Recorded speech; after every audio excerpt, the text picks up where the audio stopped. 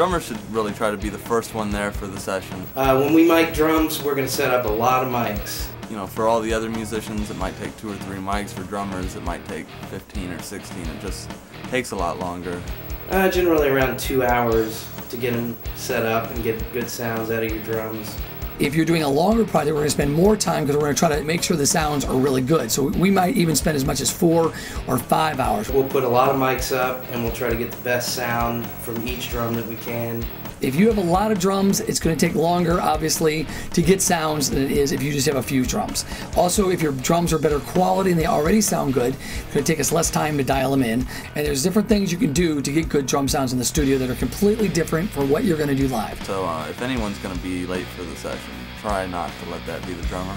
Most important thing you need to do is make sure your drums sound amazing. Stuff like make sure none of your lugs rattle. Having good drums. Your kick drum pedal, if it's squeaky, lubricate it. Having good drum heads that are professionally tuned, and knowing how to play them really well also. It's costing you money and you don't want to pay your money for me to lubricate your drum pedal.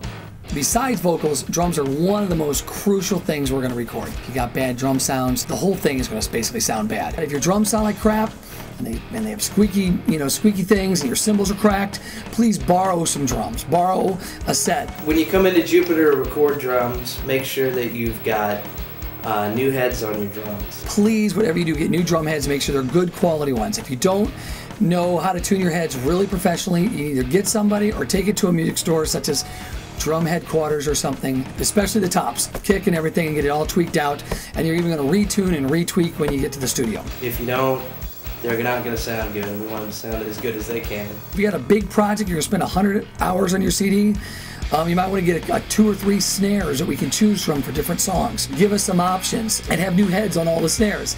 Even though it's expensive, you will save so much money in the mix. A new drum set that sounds good and is played well can just basically almost mix itself. When you record at Jupiter, we encourage you to record with a click track. It always makes things easier for everyone in the band if the drummer can play to a click track. And you'll hear a click in your ear, and you just play along with that when you're playing the drums, and also for the scratch guitar tracks and things like that. Whenever you get to the mixing stage, it's going to make editing a lot easier. And that helps us put everything on a grid. Once your audio is on a grid, once your drums are on a grid, we can go back and edit them if there's any mistakes. It's a lot easier to punch in. Also, it helps if you know the tempo of your songs when you want them to be when you come in. Saves time from having to sit down and figure it out, and that would be in beats per minute. The click track decides the beats per minute to a song. It just dictates how fast you're going and make sure you stay on tempo. If you want to practice to a click, get a metronome, get something you can listen to during practice. Okay, let's look at the screen and just actually show you in the studio how the click works. Okay, here's an example of a song that was actually recorded to a click.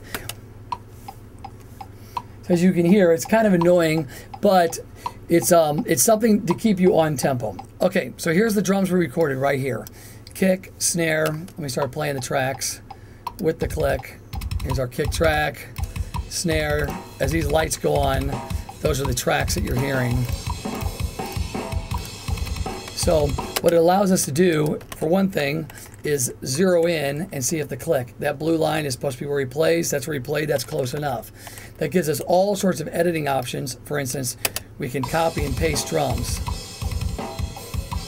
We'll go over more of that in the editing section.